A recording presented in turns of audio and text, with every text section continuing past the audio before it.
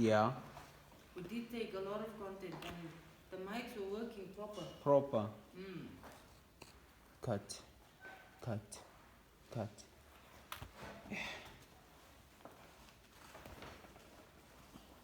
Whose idea was it? Leanne. I saw you taking the morning schedule. Oh yeah, that's something different. Yeah. That's dope, man. Hey, last time we had an interview was 20. It was long ago. Yes, 2023, 2024. I was still starting there. Time flies, eh? Hey, man. Time flies. And I still don't have a child. Ish. Do you have a child? No. Do you want a child? Not now. Yeah, but in the future. Yeah, maybe. Yeah. Ish, man. I love children, but I feel like there's so many children in this world that need someone. Why do you have to make a brand new child? Yeah, amen. Yeah, there's a lot of, kids that are orphanage. Some of them, their parents. And we look after quite a lot of kids. Oh, wow. Yeah. Not like permanently, but yeah. So there's this one kid that stayed with me when I was doing au pairing. She was 8 at the time, and she ran away from home when she was like 17. Ran back to me. Then I took her in. So she's now 18, turning 19 soon. What? She's still with me, and there's like small kids that just always come to us. Then they'll stay over for a few nights. Yeah. We'll take them places. Yo, they feel so free around you all day. Where do you stay? If you don't mind sharing. Sure. We recently moved from Claremont to Randburg. So you chop your sorry, man. It's okay. And you're not gonna be closer, than Boysons. It's okay. Which area in Randburg? Fontainebleau. I train in Randburg as well. One of my gyms is there. Where in Randburg? By London. London. Yeah. At the fort. Saints. No, the gym is called Saints. Oh, Saints. Saints, yeah. Okay. Yeah. Otherwise, Chan, how are you? I'm good. Yeah. Tired, Yeah. How it goes. Man, Busy. Yeah. Once again, man, sorry to send you so far. I really No stress. thought you knew that I meant this gym. It's okay. Not a problem. Guys, we're back again. Welcome to MB Podcast. I'm here with Bernice, the Beja Ferreira. Did I pronounce it properly? Ferreira. Yes. Ferreira, guys. My apologies. And the last time, I interviewed Bernice, she wasn't a champion. I think you were going to fight for your Gauteng. And that was around 2023, 2024. And we didn't, talk much. It was more like selling the fight that you were going to perform at. So now this is a different interview. So now it's a different setup. You see there's a belt in front of us, So that means it's only right if I start this interview with you from scratch. You give us a bit of your background, you introduce yourself, and touch on what motivated you to start boxing from the first place. Since we are in the gym, that I believe you started boxing here, and you can correct me if I'm wrong. I didn't start here, but I was here for some time. So my dad was a boxer, and I was introduced to boxing when I was like a baby still. Okay. So I guess boxing is just in my blood, and it's been a part of my life since I can remember. My entire life, boxing has been a part of my life. Yeah. So I actually started in a gym in Fitas where I grew up, right next to my grandmother's house. Okay. When I was still in primary school, I was about 6 years old, but I never competed because there wasn't any females. Yeah. And what type of child were you growing up? a very sporty child, very inquisitive and outgoing. You know, I would try everything that I can try. Yeah. I basically did every sport that you can think of. Long jump, high jump. All of that.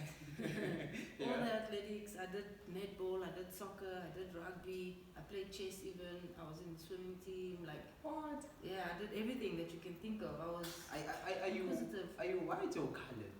I'm white. Yeah. Makes sense now. It makes sense now because I'm like, yeah, all these things are giving white vibes. Oh, okay, you're white. Yeah, I'm Okay. white. Although my dad has a very blush skin tone, Yeah. but he's white. And my mom is white, like pink white. Yeah, I saw from the videos when they were welcoming you from, winning the belt. I saw that because I grew up with colors, Eldorado Park. I can tell a difference, between a colored and a white person. So when I saw the video, I was like, I'm not sure, but I don't think these people are colored. Oh, okay, so you're white. Yeah, I'm white. Okay. But I also grew up in a colored area, so I guess I have a little bit of colored in me. Yeah, true. People has argued with me saying that I'm colored. And I'm like, no, guys, I'm white. No, but you're colored. I'm sure you're colored. Your dad is dark. Why is your dad dark? I'm like, no, I'm white. I promise you I'm white. My dad is white. He's tanned, but he's white. But your attitude didn't give off of colored vibes, like acting like a colored person. That's what I'm saying. I grew up with colored, so maybe I have a little bit of colored culture, and that's what confuses people.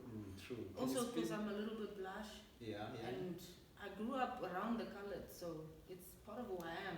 But ultimately, I'm white. And can you speak Afrikaans? Yes, of course. Fluently? Yeah, Afrikaans is my home language. Yeah. Okay. Yeah, carry on, man. Yeah, continue. Sorry to cut you off. Yeah, so I started boxing at Koterslow, next to my grandmother's house in Vitas.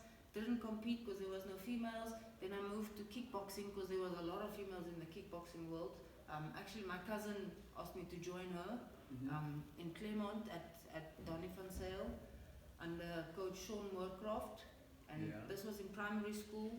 I did very well in kickboxing. I got a bunch of fights. I won the essays a few times. I qualified. So you went that far to essays, man. Yeah. You were really dedicated. I qualified to go to the World Championships in kickboxing, but because of funding, I couldn't go because you have to pay for yourself. And we grew up in a poor neighborhood, so we didn't have money for me to travel. And then I lost interest in kickboxing because what's the point if I can't even go? Then I went to Huguenot boxing gym in Brixton, and I've been there for the majority of my life, on and off. Also because there was no females, so I would be the only female in the gym, sparring the boys, go to tournaments, weigh in, don't get a fight because there's no one in my weight or there's no females at the tournament. And then I lose interest, and then I go and do rubbish. And then after a few months, what is rubbish? like smoking and drinking and stuff like that. And then after a few months, I'll find myself back at the gym, back in training, back at the tournament. So it's like a cycle, on and off. That was my life. So boxing, it was the only thing that can take you out from. Boxing is my discipline. As you call it, rubbish. Yeah. Oh, okay. Boxing is what kept me on the right track. Boxing is what always brought me back to who I'm supposed to be. And what made you to not be the person that you were supposed to be? What led you to the rubbish? If you don't mind sharing. Friends and influences around me. Like I said, I grew up in a poor neighborhood, a lot of drugs, a lot of gangsterism, a lot of unemployment. So when you have so much time on your hands, you start doing nonsense things to pass the time. And if you hang out with people that do those things, you're going to end up doing those things as well. Yes. So sport was the only thing that kept me disciplined. So you can get that if you want to. No, it's all good. Okay. So what I wanted to ask is, how far did you go with smoking?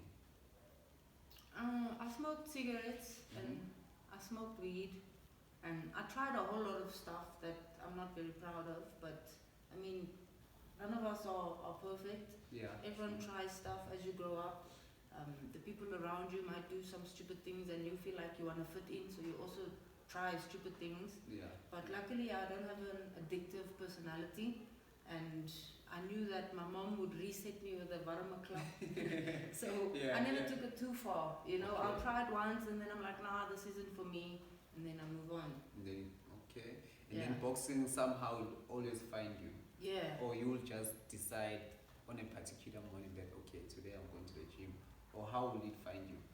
Well, I would feel lost in life, and the only place that I'm not lost was in the boxing gym. Or I would pick up a lot of weight, and my mom would be like, "Hey, you're getting fat. You need to go to the gym." Yeah. And then I'll go back to the gym. Sometimes there's just like a spark in you that's like, "Hey, you're not doing the thing that you love." So then I go back to the gym. So you were doing those things that you were doing on the side, smoking and all that, not because you were depressed, but because of friends and peer pressure. Yeah, and Okay, just the because you are environment. young and stupid, and you Yeah. know you try stupid things as you grow up. That's how you learn, I guess. So, yeah. And then move on. So then, it was an on and off thing at Igenote. Coach Boetie Lawrence never chased me away. He's always had That's a great coach, eh? very, very awesome coach. Shout out to you, coach. Almost everything that I know is because of what I learned by him in Wow. his gym. Wow. Because like I said, for many, many years I was on and off in his gym. Yeah. And he would never chase me away. Even though I wasn't disciplined, he could see I'm smoking things or whatever. Yeah. But he won't chase me away. He'll just say, when are you going to stop this? You know? Always Like, give just you remind grace, me, always you're give not you supposed to grace. do this. Yeah. Yeah. But he would never ever chase me away. He was And your always mom? welcoming. Your mom knew about you smoking. No. Okay. You did it well, eh? No, she didn't know. Yeah. She would clap me if she knew. So your mom was a street mom, or she still is? a Yeah, street she mom? still is very strict. If it wasn't for my mom, I probably would have ended up a druggie or a thief or ended up in prison. Because Damn. my mom is very strict. She studied to be a teacher, so Yeah. she just has that in her. In her, You know? Yeah. How to discipline a person in nature at the same time. Exactly. Awesome, And she's my awesome. biggest supporter also, my mom and my dad. Yeah. So, I mean, it's not just always discipline, fighting. She Yeah. also builds you up and makes you believe in yourself. And I feel like the way that they raised me is what made me who I am today. Wow. Wow. Yeah. I'm happy to hear that you have such supportive parents. You know what I mean? Yeah, definitely. Yeah. My whole family is very supportive. We were quite a close-knit family. Yeah. We always have family gatherings. Everyone supports each other. If somebody needs some money to go do something, Yeah. everyone would put by a little bit to make it up, and then that person can go. Wow. You know, a very, very supportive family, and I wouldn't trade them for the world. You heard it from the badger herself. Okay, and then on and off by Boetie's gym. Yeah, and then I realized that I'm kind of getting old now. I'm hitting my 30s, and I still haven't really done anything with boxing, even though I know that I'm good at boxing because Okay. I've been boxing my whole life. So when you're approaching the age of 30, how many amateur fights you had already? Only 2. Only 2. And then kickboxing, Yo, countless. countless. Yeah, I don't know. I don't have a record book Yeah. or something, Yeah. but probably more than 100 fights, I'm sure. So you would say that kickboxing kind of like sharpened you up for boxing. 100%. The experience that I have, I Yeah. got from kickboxing Kickboxing. and sparring in the amateurs. Mhm. Because sparring is like a fight, you know. Yeah. You learn a lot in sparring. True. And I was always sparring the guys because there was no girls. True. So, but a lot of people think that I don't have experience because I only have 2 amateur fights. Mhm. But they forget that I did kickboxing. And I went far with kickboxing. I had a bunch of fights. In kickboxing, it's like round robin. So you'll fight 3 or 4 times in one day. One day, yeah. You know what I mean? So, True. like, I got a lot of fights in kickboxing, and all the experience that I've gained was because of kickboxing. What do they say when you tell them that? Ooh. The people that doubt you, since you have two amateur fights and all that, when they hear that you also have an experience from another world, which is kickboxing. I'm sure they've heard it countless times because I've been mentioning it in all the interviews, but yet they still doubt me. So, but I want them to keep doubting me because that fuels me to prove that I am who I say I am. Yeah. You know, so yeah, the haters must keep hating. I like it. Hey man, cranes are always gonna be there, man, until we retire in the sport. Exactly. So between kickboxing and boxing, which one would you say is more difficult? only kickboxing because I was just outboxing the girls in kickboxing anyway. Yeah. I wasn't really kicking a lot. I used to get warned that this is kickboxing, you need to kick. I was just boxing. So you're basically. a stand-up fighter. Yeah, I'm a boxer, Yeah. a born and bred boxer. So I was forced to use my legs in kickboxing, Yeah. but it's not my natural thing. My natural thing is to just use my hands. Yeah. You know. So I would say kickboxing was a bit harder because I had to remind myself, hey, you're supposed to kick also. You're supposed to use your legs. Yeah. You know. But still, you will win the fights. Yeah. Just by boxing. Stand-up fights. 100%. 100%. Respect. I wish I can check one of your videos. Do you have a video of you fighting in kickboxing? No, unfortunately not. I was young and I was in primary school. I didn't think about. I mean, that time there wasn't even smartphones, so nobody thought about taking videos or making content or you know. Okay. Smartphones only came when I got to high school. And then it was your E360s and your E250. You know. Yeah. V360. So in high school, you didn't. You already quit. In standard 6, I quit kickboxing. Yeah. Because I couldn't go to the world championships because of money. Okay. And then I quit. And then I was just at the boxing gym, on and off, on and off. And then you started smoking in high school, not in primary. Yeah, high school. Oh, that's when you were on and off from boxing. Yes. Because of the opponents when it comes to fight week. Yeah, I mean, there was no tournaments, fight week. There was no competition because there was no females. So was that what was killing your motivation more? 100%. Okay. 100%. If there was more females and I could have competed more, I probably would have never started smoking. Yeah. But because I lost motivation, because what's the point of doing it if you can't do it? Then you end up having too much time on your hands and nothing to do with your time. Then you do all these stupid things because that's what the people around you are doing. Yeah. You know. So 100% the competition or the lack of competition is what demotivated me the most. Okay. And then you finished high school? Yeah. And when did you have your 2 amateur fights? During high school or after high school? Now you're asking me. It was very far apart. It wasn't like close to each other, the 2 fights. Yeah. It was like once in a blue moon there would be a girl and then I get a fight. And then I feel like it's a miracle because I'm fighting, you know? Yeah. So I can't really say when exactly it was. It's in my book, but I don't remember the dates exactly. But both of them was with Boetie Lawrence. Boetie Lawrence. Yeah. Okay. And hey man, because I know Heda, she also struggled with fights. Yep.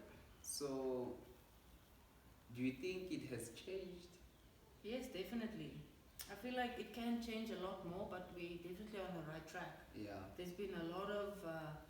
no, not just in pro, but also in amateur. Yes, you think 100%. it has changed? I think so. Yeah. If you look at the national championships that happened just the other day in Cape Town, there were so many females. I know about 2 or 3 females that won the SA championships. Yeah. Females, which means there must be competition.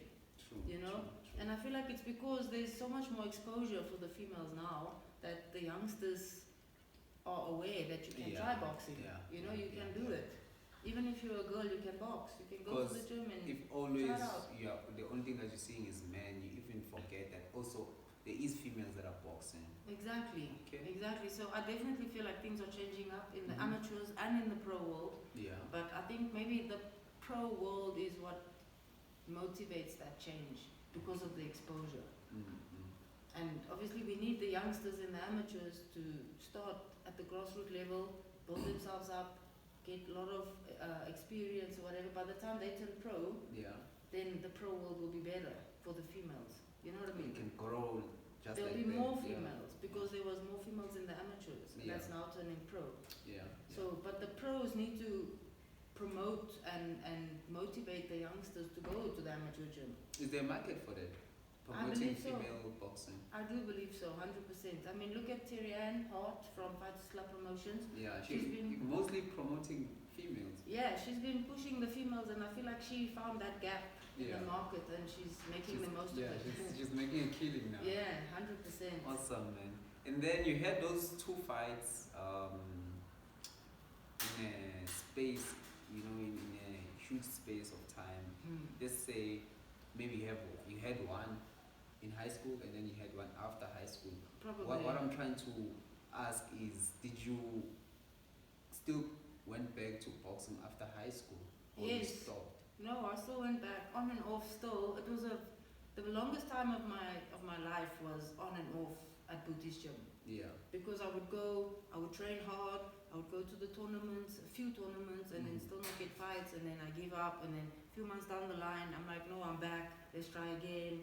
You know, it was just like that, on and off, for many, many years. Like, I can't tell you how many years, but many, many years. And then, I started working for Uncle Riaz. Yeah. So you started Rogia. you started by working for him or by training with him? Actually, I was training at Huguenote, and I took Leanne with me to Huguenote. Yeah. And then I introduced her to boxing, and she kind of fell in love with the sport. But this gym, box camp, was closer to her house. Okay. So she ended up coming here more than coming there. And then she invited me to come here with her. Yes. And then Uncle Riaz said, if you train for 6 weeks without skipping gym, whatever, he's gonna get us some fights. Still nothing happened. Hey. And then I started working for him in the meantime. Yeah. And he was gonna help me get my pro license. So because now I'm done with amateurs, I feel like it's not working. There's no females. What's the point? Was it an easy decision for you to make? Yes, because I was looking for competition. You know, I You were wanted hungry, to fight. yeah? I was so hungry to fight. You don't understand. And so yeah. many people promised me that they were gonna help me get my pro license, but it just never happened. Yeah. For about 2 or 3 years, I was trying to get my license because I didn't know how. I didn't know how to apply, or where to go, who to see, what to do. I just knew I wanted to fight. That's all. You know? And when you came here, obviously you met Heda at some point. Yeah, of course. Did you know her before you met her? She was a big influence for Leanne. Okay. Leanne looked up to her a lot. She was also a coach at this gym. Yeah. She disciplined Leanne a few times. And I met her through working for Riaz and through Leanne. Okay. Yeah, and then she also inspired me, man, because she was a female that was doing the most at the time, and she was really good. You know, she had a good record. Yeah, like she inspired me that I can do this. I need to get my pro license, and then things will start happening. So Coach Boetie couldn't help you with that? I don't know. Because you were on and off? Yeah, I didn't really ask him. Okay. Yeah, I don't know why. I should have asked him. Exactly, because that's what I'm thinking. But at the same time, I'm like, okay, because maybe he was just an amateur coach, but he could have maybe connected you to a proper person that can... So afterwards, I realized, because Ronald Malindi was also by his gym. Yeah. And I was also by his gym. I used to spar with Ronald. Okay. Right? And then after a few years, I saw that Ronald is a pro and he's the SA champ now, and he's training by the Smiths gym. Yeah. And then I asked Boetie, is there a way that he can connect me with them? But by then I already had my pro license. Oh, when did you get it? In 2023. No, actually 2022. Through... By chance.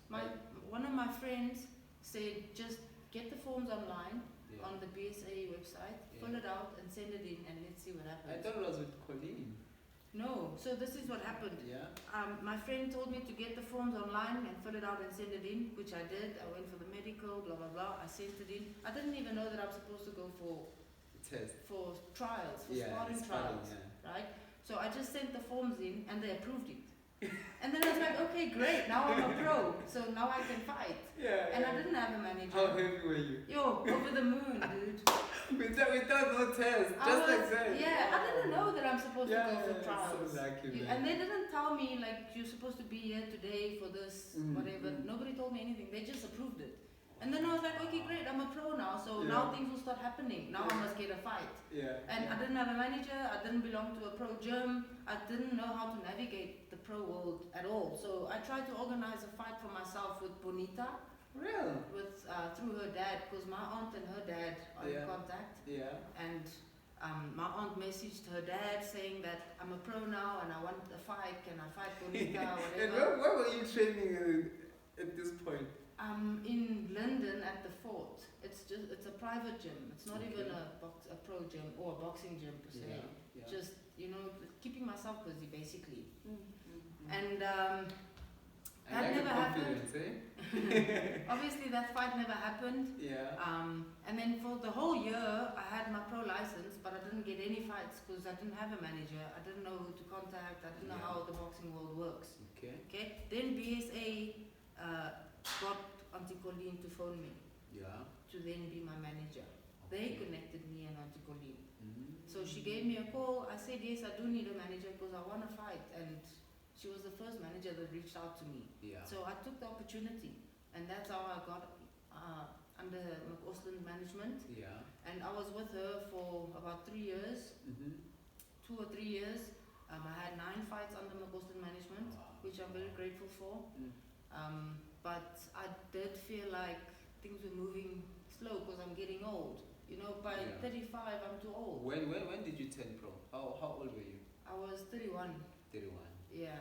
So still you kept your hope, man. You see what I'm saying? You know, why I'm saying I felt like things were going too slow because time is going by, but I'm old. I want to tell you this. It's you, Coach Steven, and Baby Joe that are motivating me right now. Awesome. You know, because I went through like 5 years without fighting, you know, but still renewing my license and all that.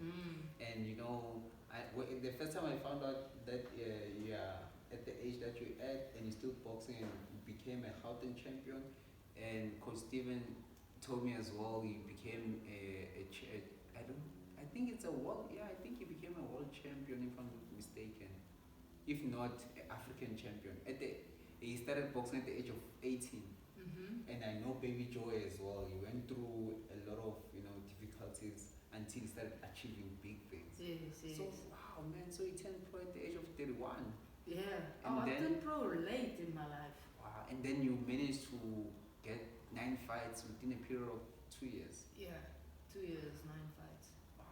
Within and then the Gauteng. So the Gauteng was fight number 6. Yeah. I won the Gauteng. Wow. And then fight number 9, I won the SA. And fight number 10, I won the world title. This title that's in front of us. Yeah. The world title. So I'm currently only on 10 fights. And already you're a world champion. Is that how the females move up? I don't know. Yeah. I don't know if it was quick or slow for me, but just the fact that I'm getting older makes me feel hasty. You know, like things need to happen now as quick as possible. You're 35 now. Yeah, I'm 35. And what age were you looking for to retire in boxing? I haven't thought about it. I'm gonna try go as long as I can. Yeah. When I start getting beaten up and feel slow and feel like I'm taking too much punishment, then I'll retire. Yeah. Yeah, but we'll see. I'm gonna try and get as many titles as I can before then. Yeah. And obviously try go as far as I can before I can't anymore.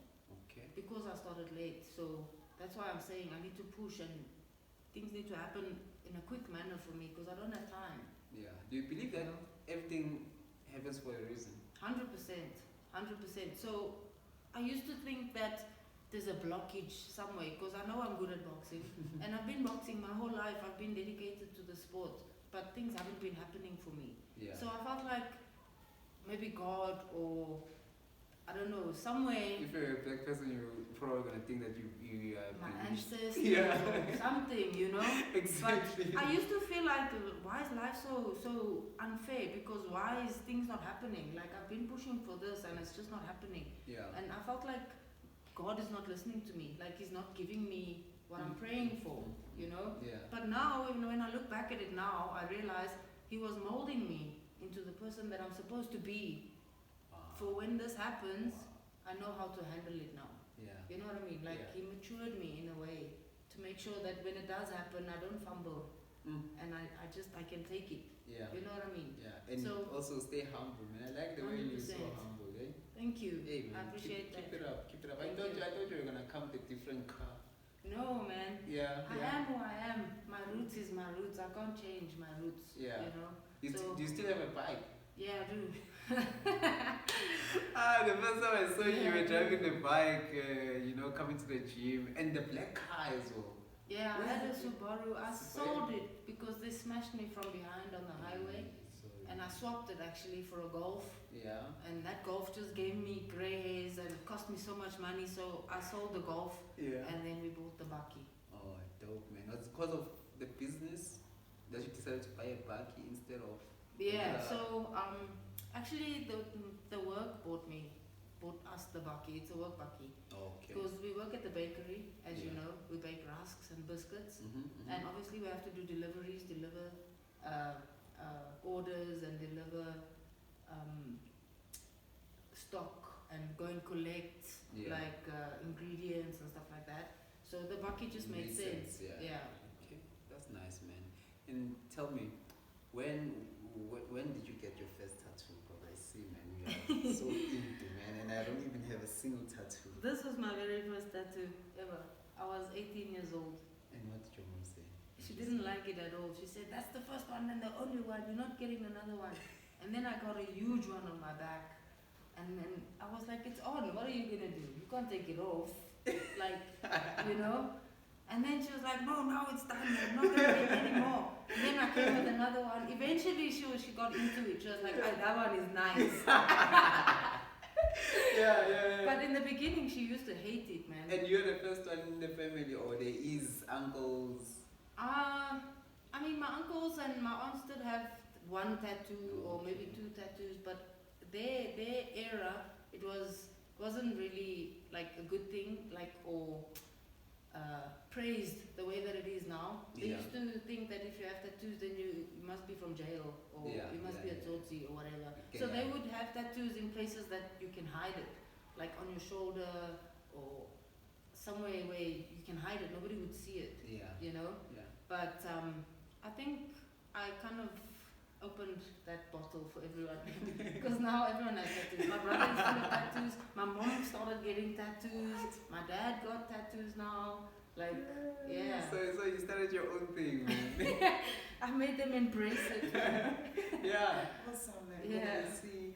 What's the special one that's close to your heart? So everything on this arm is to do with family. So every logo or every picture represents or resembles somebody in my family. Yeah. And over here it says family. Yeah. And if I turn it around like this, it says forever. Wow. Family forever. Yeah, so yeah, this arm is all about family. Hey, that's so creative. Yeah, actually. It's called an amigram. Okay. You can read it from both sides. Yeah, true. Yeah. So this arm is inspired by my family. Okay. Like this one is for my dad. This is for my cousin. Is that the barber that you want to get rid of? No. My cousin is a beautician. Okay. And she does hair and makeup and all of that. She's the one who always tried to give me a makeover growing up as a kid. Yeah. You know, it's just a part of who she is to try and make people look prettier, do the makeup, do the hair, change this, change that, whatever. Yeah. So this one is representing her. She's a diamond in our family, and obviously then there's the makeup and the scissor and the comb and whatever. Yeah. So like I said, everyone represents someone. This is the logo of the karate that my mom did, Shukukai Karate. Oh, wait, your dad was a boxer? And my mom did karate. It's in your blood. That's what I'm saying. I was born into this. It's just who I am. And you did both. Yeah, a little bit of both. Yeah, a little bit of both. Wow. And then this arm? Oh, this is for myself, basically. This is that you can bloom even with chaos or what's the word I'm looking for? Like fighting, or boxing is seen as a dangerous sport. Yeah. There's always blood and you're just knocking people out, blah blah blah. But it can also be beautiful. Okay. So that's what this represents. And then this boxing one is fighting, yes, but it also can be an art. An art, exactly. So that's what this represents. Leanne did this one for me, actually. What? Yeah. And then this one, when I got my heart broken, and I got this one because I put my heart in a cage. Who broke your heart? Guess. Yeah. Yeah, you know how it goes, on and off, on and off. Yeah. But I feel like she's my soulmate, so we have to go really, through. But she really broke your heart. You had to she put in did. the cage. Yeah, she did. I'll be honest, she did. Yeah. It's sorry, man. Sorry. No, man. it's Have you okay. healed? Yeah, 100%. When you took her back, that's when you healed. 100%. You all never We separated. broke up a few times, not just once. What? Yeah, we broke up like 3 or 4 times already. That's true. But that whatever we went through Mhm. is what brought us closer together. Even more, in yeah. the end. True, Yeah. true. Fighting generally, and or arguments makes people get closer and closer and closer. Yeah, exactly. It strengthens the relationship. It's a test anyway. Yeah, exactly. Yeah. Exactly. So we had to go through those tests, Mhm. and this was just resembling one of them. And you had to keep it forever, man. Just to remind myself. yeah. Okay, Yeah. so moving on, you got your first title shot, which is Gauteng, on number 6. How did you feel I was happy. with I was. all that you've been through? Yeah, I was just happy Not that. being able to go to the essays because of fans, Exactly. not getting opponents in amateur, just having 2 fights. Did doubt come in between there with Yeah. just 2 fights in amateur? Yes, of course. Yeah. All the time I was like second guessing myself. Is this really for me? Like, am I supposed to be doing this? Is this the path that God has chosen for me or not? Yeah. Because it's just not happening. And I feel like in my heart, I feel like this is the path that He chose for me. Yeah. Because this is who I am, But since nothing has ever happened, maybe it's not the path that I'm supposed to go on, And then somewhere along the line, I'll reconvince myself, no, this is my path. I know this is my path. And then I'll go back, Yeah. But when I won that Gauteng belt, I was over the moon. If you go watch the video of the fight, you'll see I jumped so high because I was just so proud that I finally got something to show for my hard work, which is the Gauteng belt. Yeah. And obviously you were in camp with Smash and Monica Yes. and Leanne as well. Yes. How did they help, if they did? Yeah, we sparred each other Yeah. a lot because we were the only females in the gym. It was the first time that there were so many females in the same gym for me. Because like I said before, it was only just me, the only Yeah. female ever. So now you felt like you belong now. yeah, now there's more females, like things are happening, we're on Yeah. the right path, fighting for a belt. Actually, all of us were fighting for a belt. I remember at the time I interviewed Monica. Monica was fighting You. for ABU SADC. Yeah. Smash was defending her ABU belt. Yeah. I was fighting for the Gauteng belt. And Anne just started, that was her debut fight. Wow. So yeah, I just felt like the right thing, like it Yeah. was meant to be. Hey man, patience man, and not giving up. That's the big secret. And also being a doer, because you said your friend told you to submit the forms and you just did that. I took a chance and it worked. Yo, I'm so proud of you, man. Thank you. Submitting, spending money that you don't have because you have to pay as well. Yeah. And you still took the chance. Yeah. So you win your 6th fight, which is the Gauteng title. You jumped so high, and did you get any sense of relief? Yes. I was excited because now things are happening. I knew that the Gauteng belt was just the first step Yeah. towards where I wanted to be, which was a world champion. Okay. But I knew So that. you always had a dream of becoming a world champion. Yes. Even before you became a pro. Yes. Okay. Because when I was in kickboxing, like I said, I qualified to go to the world championships. Yeah. And I felt like I would have won at the world championships because I couldn't go. They sent another girl, and she won the world championships. And myself and her had a fight afterwards, but it was a exhibition match. Okay. So it was a draw, regardless of who won or whatever. It was like a show fight. Yeah. But in my mind, I felt like I won that fight. And I knew that she was the world champion because she went to the championships and she won. Yeah. So in my mind, I knew that I was going to be the world champion. It had to be you. If I had the money, Yeah. I would have been the world champion. Okay. So I always knew in my heart that I'm supposed to be a world champion. Like, I am a world champion. It's in me. I've already proven it to myself. Yeah. I need something to prove it to everybody else. You know what I mean? Yeah. And to like solidify the idea that I have of myself. So for me, the goal was always to become a world champion, just to prove that I am who I think I am. Yeah. I was meant to be a world champion back then, and I can still be a world champion now because it's within me. Within you. Yeah. And then you went again. You fights before the SA. Mhm. And can you share anything people went ahead that you now wanna go fight for a SA title? Can you share anything people said? So after the Gauteng title, I was matched up with Nonina, Yeah. and a lot of people doubted me. Mm-hmm. They felt like Nonina has too much experience for me, and I wasn't gonna win. Yeah. And I had to just prove to them that I'm a winner, Yeah. and I'm gonna win, regardless of how much experience she had and how little experience I had. Yeah. So that was a big test for me, to obviously prove to myself that I am able to do what I want to do, you know. And at that point, were you in speaking terms with Heda? Yes, we've always been in speaking terms with Heda, even now. Yeah. And what did she say when she had? Well, we don't speak too often, Mm-hmm. so we didn't really talk about that fight specifically. Yeah. But she would, every now and again, she'll send a message just to motivate us, saying that she's proud of us, she's proud of how far we've come, we must keep pushing, don't give up, things like that. Yeah. But not specifically this fight, you know what I mean?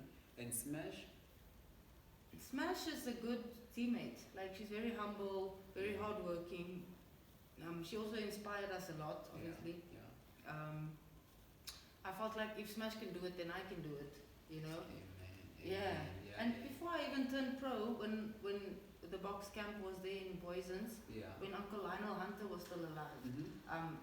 his boxers would train at the Boysons gym, Yeah. and Uncle Nicky Ness would train them. And then I was working for Uncle Riaz, and the boys would come and train, and then I asked him in my lunchtime, can I join them in the training? Yeah. And then I had a sparring session with Smash, and I wasn't pro at the time, but she was, Yeah. you know. And I think she was already the SA champ or whatever, I don't know.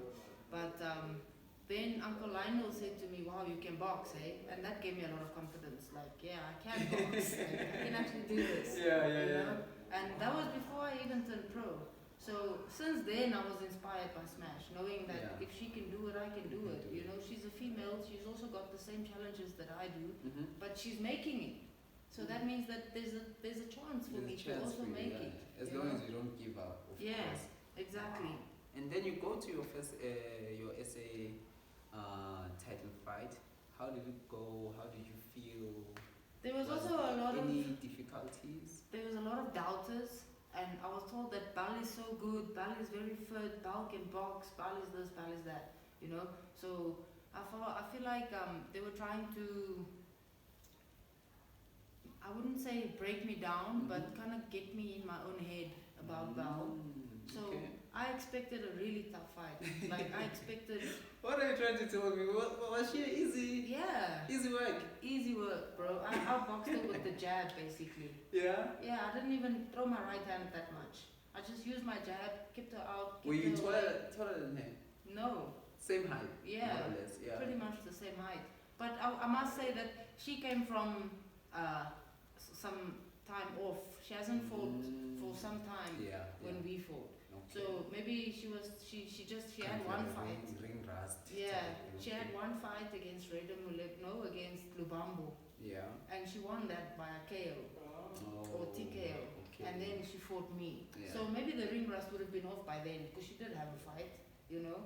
But maybe that layoff did something. I don't know. And she changed camps just a few weeks before our fight. Maybe that also played a part. I don't know. But I expected a really, really tough fight, and it wasn't that tough at all. So you went all the rounds?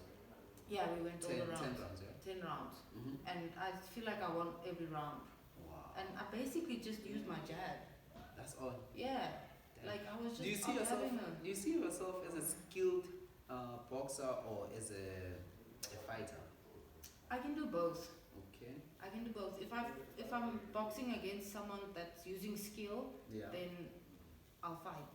Because, you know, if I'm boxing against someone that's brawling, then I'll use my skill. Yeah. Because that's how you can't fight that person's fight. That's how you give them the fight. You have to make it your fight. Make them fight your fight. You know? Yeah. So I feel like I can do both. I can be on the front foot, I can be on the back foot, I can be a counter puncher, I can be putting pressure, I can use my skills, I can brawl. Like, it depends on the opponent. You have to the fight as it happens, and then use your initiative. Yeah. You know, and that's what I learned in kickboxing. Okay. Have you read the book of Art of Boxing? What is it called? Art of the Art of Fighting. No, I don't really read books. You don't so really, yeah. No. Okay. So obviously you were under Colleen management, right? And then you got your Gauteng, you got your essays, and then obviously you had a relationship with the coaches there at that camp. And when you decided to leave them and go join another management, you didn't leave alone, or Yeah. did you? No, I didn't live alone. So what happened was, in the McGausland camp, there was a lot of drama going on. People was leaving one at a time. Yeah. So the team was starting to get smaller and smaller, and Auntie Colleen told me that the promoter doesn't have money for a world title fight at this moment. Okay. But she's busy. She's in talks with New Zealand for me to go and fight in New Zealand. Okay. Okay, not for a title, just a fight with Miyamoto. Okay. Right? So at the time, I felt like, but now I'm unsure about what's happening within our camp, because why is everyone leaving one at a time? There must be She something wasn't going on. addressing that at all. We did have team meetings and stuff, but there was so much going on and people just started falling off, you know? Yeah. And I felt like I need to make a decision, and a decision that's going to be best for my career.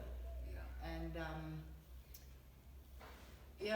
Coach Fatih had a connection with Coach Bernie, and I asked him to reach out to Coach Bernie and ask if we can join their camp, and if Colin Nathan would consider managing us. Yeah.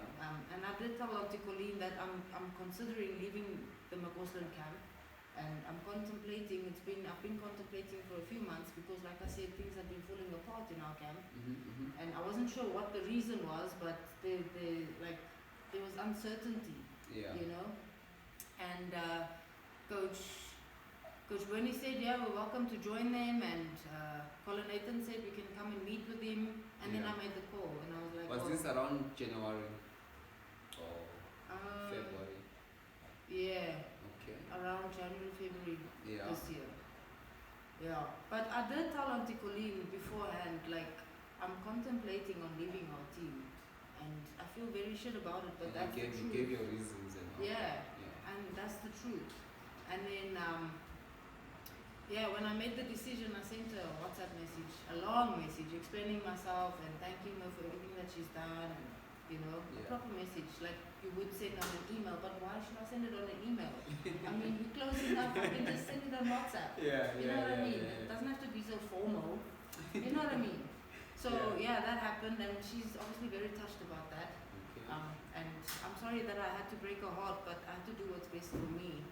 True. And I don't regret making that decision, because my very first fight under No Doubt management was for a world title, on the same bill that she said they don't have money for a world title. You know what I mean? Yeah. I was gonna fight on that same bill for maybe a SA defense. Yeah.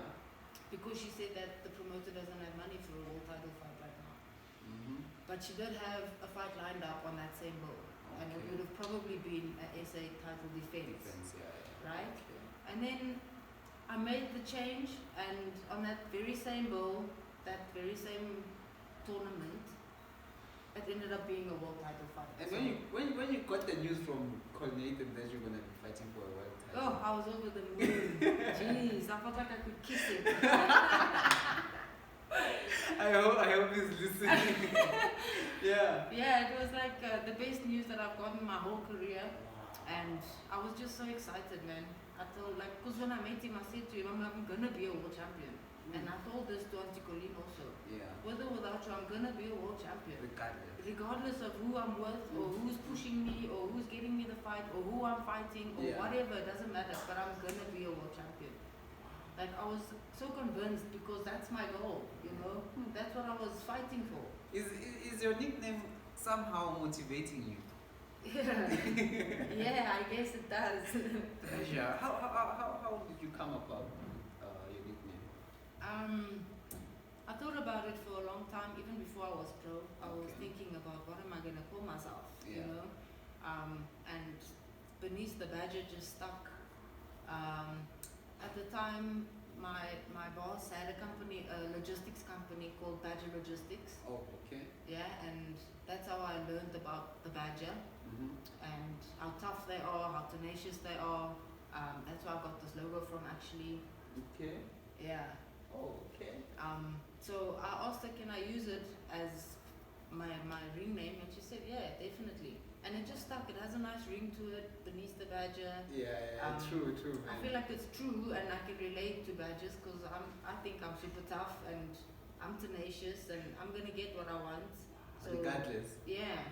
As you said, you're on and off at the gym. That's what the badger does, you know. When it comes across a snake, the snake bites it, you know, it will collapse, and then after a while, it Wakes up, yeah, and still it goes still and gets goes, the yeah. honey. True, You see? true, yeah. So I feel like I can relate to a badger. I feel like it was just meant to be.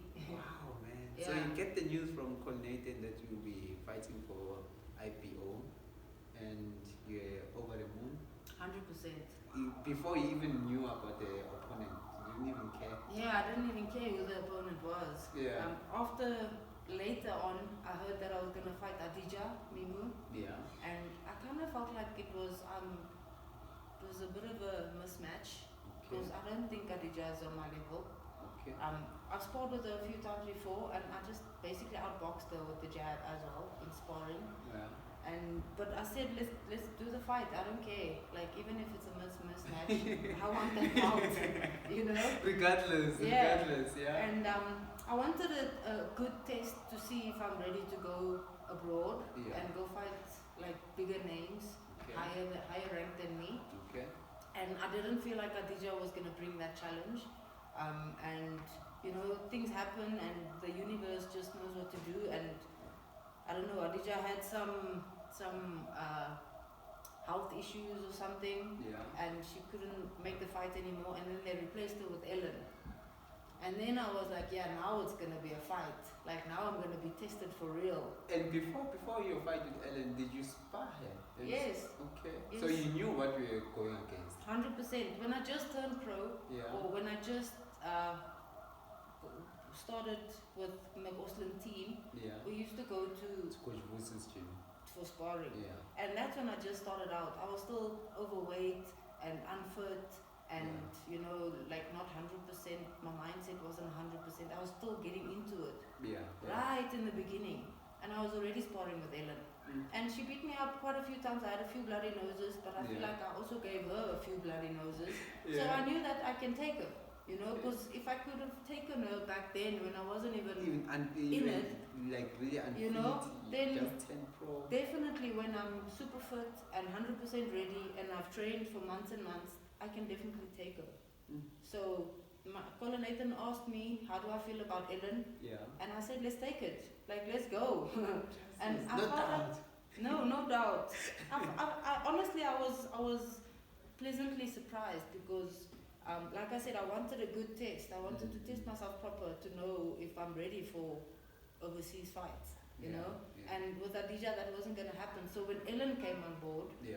I was like, yeah, now I'm getting what I wanted. Right, You yeah, know, I'm getting gonna the get test. a good test now. So Okay. I was kind of happy about the change and excited to be able to really test myself. Yeah. Because Ellen is not an easy opponent. Wow. You Yeah, know? she's not, man. And she's a Super tough. yo, And she's a a- forward fighter. as well. Yeah, She comes, a lot of comes for you. pressure. She doesn't give you room to breathe or to think or to whatever. You're Yeah. gonna fight, you know, you're What gonna was fight. your game plan? Just outbox her. You know, make her miss and make her pay. Yeah. Because I know that she's gonna come forward. So I have to create angles, make her miss, and then capitalize on her mistakes. Okay. And make her kind of run into my punches. Okay. Yeah, that was the game plan. And it worked. So, yeah. Wow, man. It was a bloody fight, yeah? Yeah. It was 100%. blood shed. Her nose was bleeding since round 1. My nose started bleeding. I didn't ask whose blood is it. Yeah, there was blood. There was blood. But it wasn't my blood.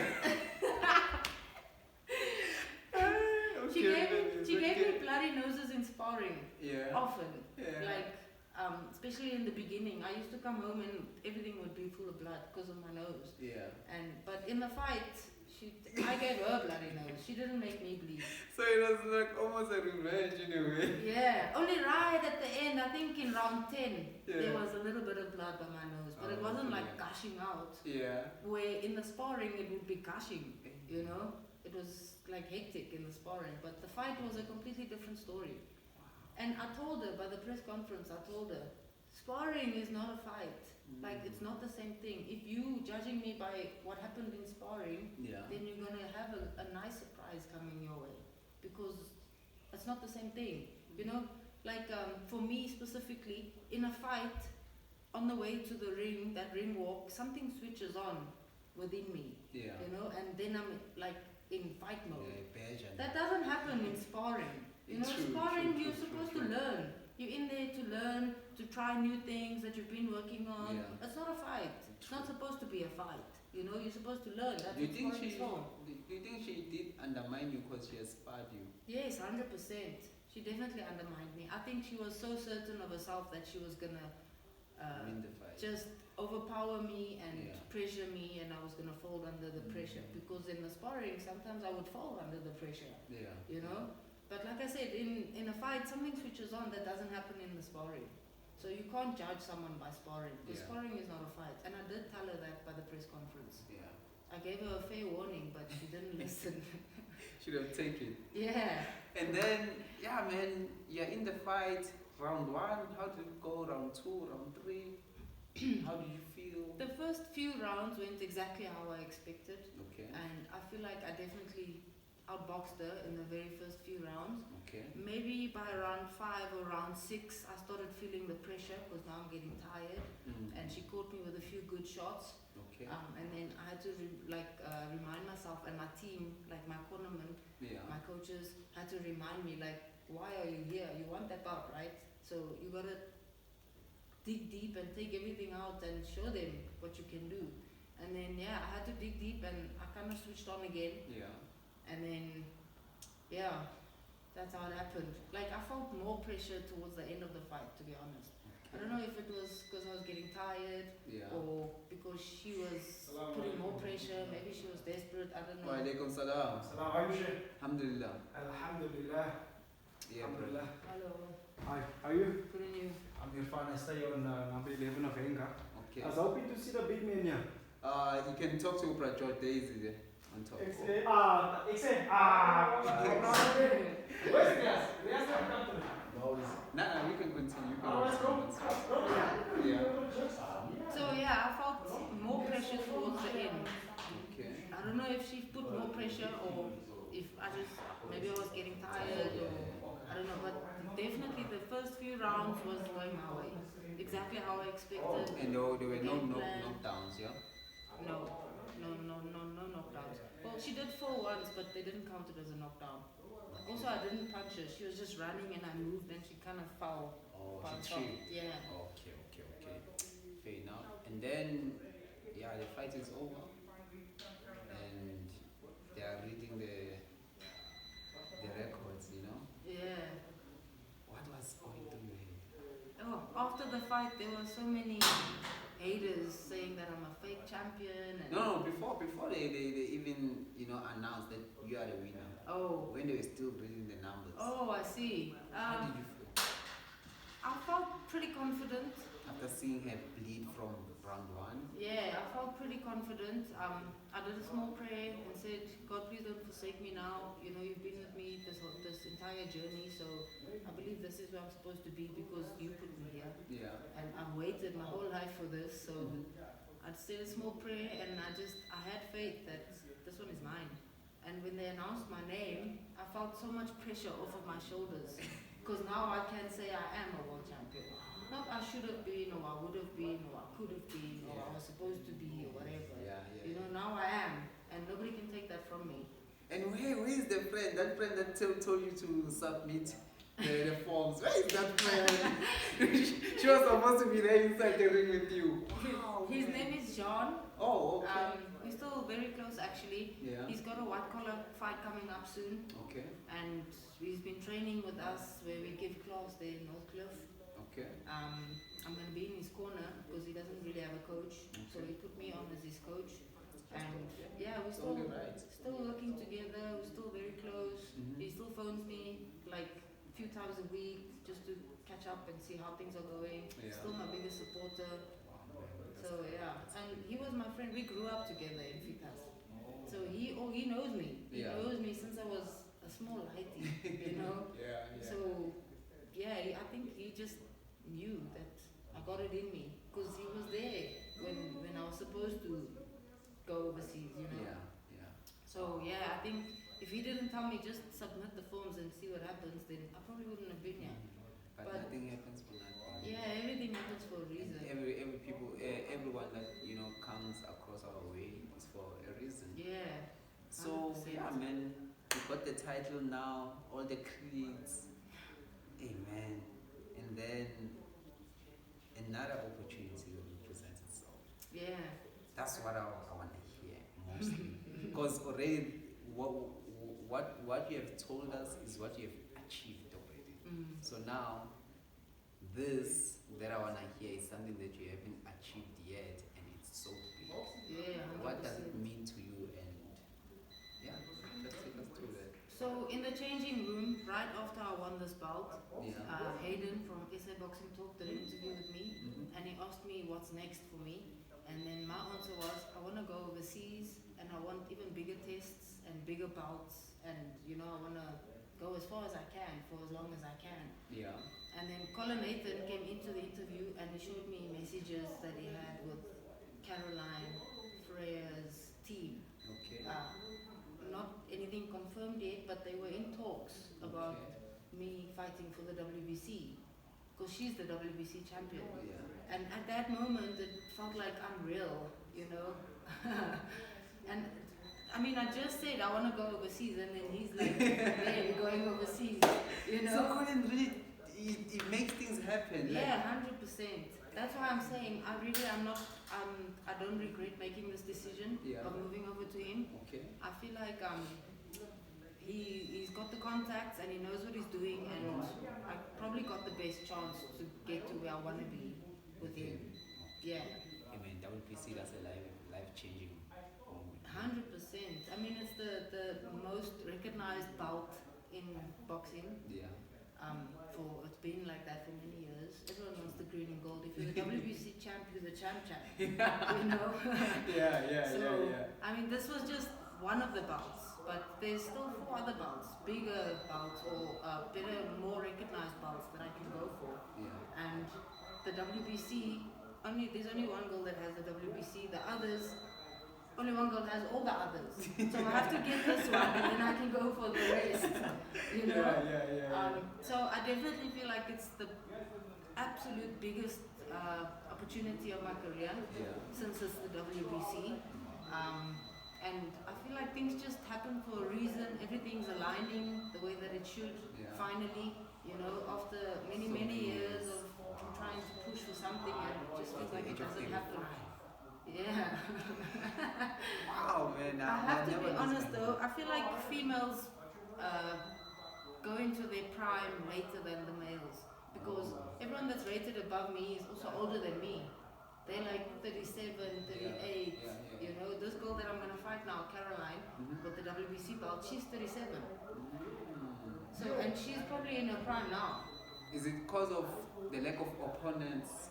I don't know. I don't know what it is. I don't know if it's just female hormones or if it's the fact that there wasn't any females before, or I don't know what it is. But most of the girls that's rated above me is 1 or 2 years older than me. So which means I'm still getting to my prime, actually. So that gives me motivation that maybe I'm not too old. At least you're late now. You feel okay. So I'm still getting there. Since that means there's still more to achieve. Exactly. So in closing, man, who's your role model? I used to say my mom, and obviously she's still one of my role models, but I feel like there's so many people that I can look up to. Like it's hard to name just one person. Okay, but in boxing. In boxing, I would say Katie Taylor. Katie Taylor. I think most females would say Katie Taylor because she's kind of done the most Yeah. for females Yeah. in this era. Christy Martin also plays kind of a big role for me. She comes from that time of Mike Tyson and that era, but she opened up the doors for females. And I've watched her movie and I've watched her documentary and I know a little bit about her story and